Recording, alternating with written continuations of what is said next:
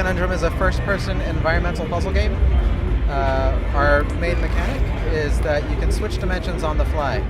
So you can already see this this room right now is swapping back and forth between normal and fluffy dimension. It's currently being controlled by the Drinky Bird. He's depressing the button on the battery holder. So the different dimensions are the same as our normal world, except they have different material and physical properties. So right now it's switching to fluffy, and an object that would normally be too heavy for a little boy to pick up is now 10 times lighter. So I probably have to get up to that ledge so I can move it to where I need to go. Hop on up. The game resides in your uncle's manor, the ancestral quadrangle home. Professor Fitz Quadrangle is your uncle, and he happens to be a famous inventor and mad scientist. So what I'm going to do here is I'm going to plug in the battery, and now I have the Drinky Bird to press the button for me because I'm lazy. Now while he's pressing that, I can pick up the box and place it on the scale, which you'll see activates the door. Because as my character is wearing the IDS device, interdimensional shift device, you can swap two dimensions on the fly. So by pressing the button, I can switch back and forth as I need it. Now right now, the door is operated by two scales. There's only one object right now, and you can see it's not quite filling up the entire power conduit. So I could grab the safe. I could grab a couch. Pretty much whatever is too heavy and mobile, you can pick up yourself. Switch to normal dimension, powers up the door, and I can move on through. So again, we have a couple of scales there. Right now, I see a fluffy battery up there. I'm going to plug that in. Grab the safe. But I have two scales.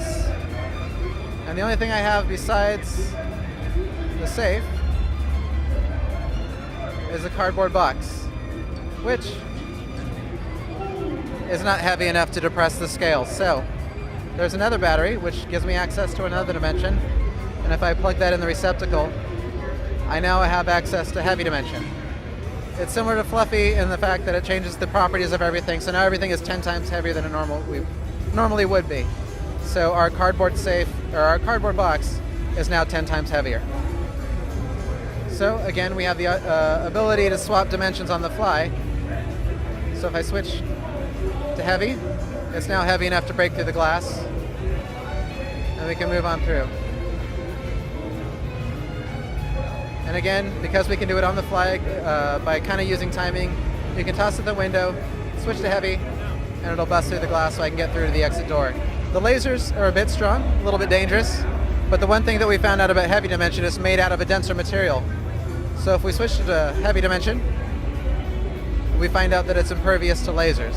There's a lot of little touches in the game. Like I said, everything is all in its normal place, but it's just a little bit different.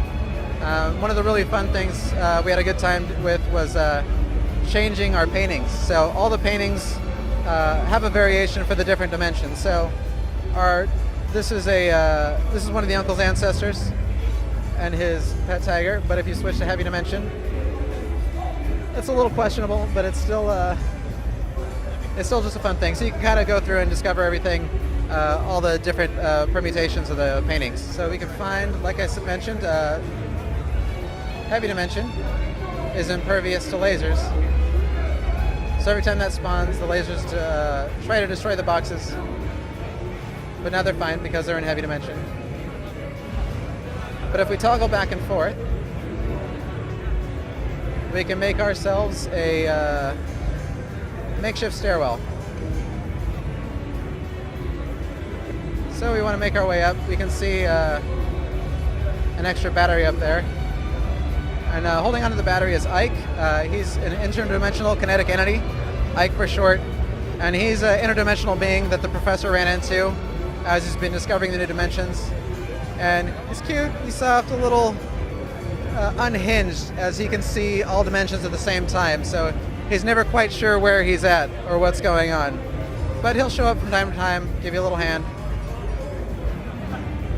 We have kind of a 6 to 8 hour experience, just depending on what you excel at. We will be available on Steam June 21st, and XBLA and PSN later this summer.